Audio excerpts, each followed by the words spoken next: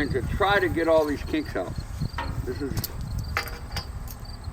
like, I don't have any pet peeves in life, but that could be one. Yeah. That's quickly becoming one. Though. Yeah. No, I hear you. Okay. So, and it's not, there's no blame, you didn't know. No. See? So, there's the on side, right? The tie is on the close one. So this knot is going to go through. You want just about the thickness of this. You don't want too much hanging down. Okay, so there's your first wrap. And now I'm going to hold this and I'm going to pull this really tight. Okay, so I'm guessing at what she needs today. So there's one wrap. That's what we call one wrap. This is a half wrap, but we only count the full wraps usually. There is exceptions. When I pull this through, I want to turn it upside down. So as I pull this, see the kink starting? And I can keep it straight.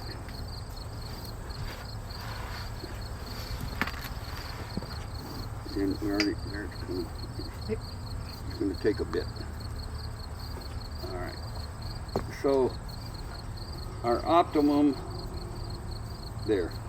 It's not perfect, but it's pretty straight. Now when I want to tie off for my lead rope, I just turn it away from me and slide it over top. And then that's it. That's all. Wow. That's all there is. Now it's very easy to, and you want to work these down in here so they're pretty even. That's pretty close for today. And then we might have to change that because that might not fit her, see? So then, yeah, and I'll show you in a minute about the shaping.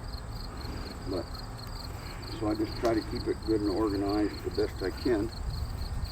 From maybe the best, probably the best. Who was? Jeff Sanders.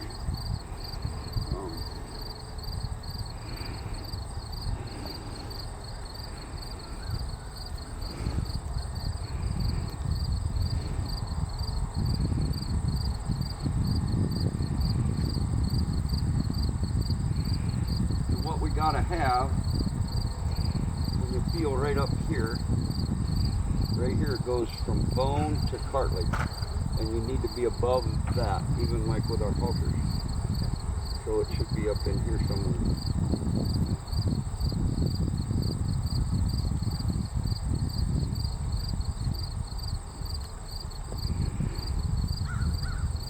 Now, there's a difference. And I don't know this horse at all yet, but over time, and they change, you know. If she'd been on vacation, then you would fit it different. If she'd been working in true collection, it'd be fit different.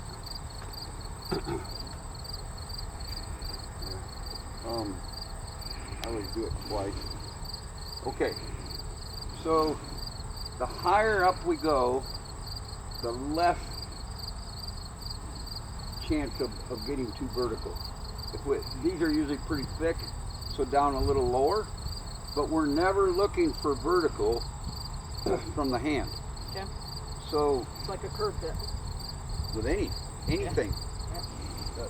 this vertical before you get anything else. Yeah. When they finally engage, they go behind the bridle. Right. So, like I say, I don't know where she's at today. There, but when the pelvis tilts and goes under, that gives you the vertical. But what we have to have is relaxation at the pole and in the axis in order for the pelvis to tip, see? So that's where we'll start with it. So this is your signal. See, that little rock on the nose, that's it. It never does this. Right. Even if I'm gonna pinch on it to shorten on a stride, now she's rooting out, see? And so she might run into my hand, but my hand never moved. There. Okay, so we'll come this way. See, that's what, you gotta get rid of the push. What she pushes on it there. Yeah. So here, there's the jaw. No neck. Most people bend the neck around today, they collapse here, and you're not gonna get the pelvis. You're not gonna get anything. So here, if I get here, now here's some jaw, and the hind foot is starting to step underneath, But as it's it's in the position to step under, she pushes out. Yeah. So that tells you she's tight here. Right. Now, she shows a nice long croup. So, you know, some of them are like this and like that. Let's see what she's got here. See how tight it is. 'Cause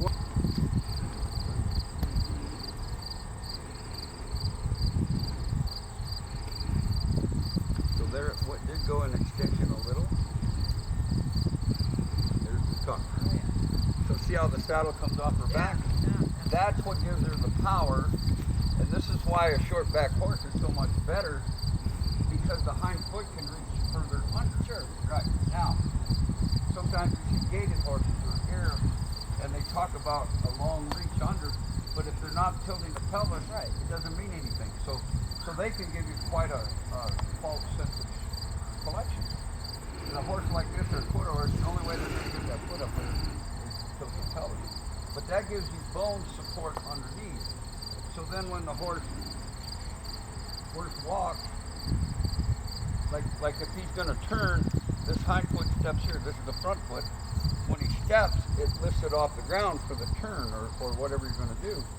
But most of them do this. Right. So we see people get their hands way out here. Now they have all their weight of the neck, it's just going to make that foot heavier and heavier. So for today we need more range. All you have to do is push this through and pull this up. Push your finger over this way and get more range. So today she needs more signal. Yeah. It'll work. Okay. So that's the principles of it. So when you work your rein, it'll be more, and in the beginning it could even be like this much there, opposed to, we'll just have to look and see what you got. And then there's a million ways.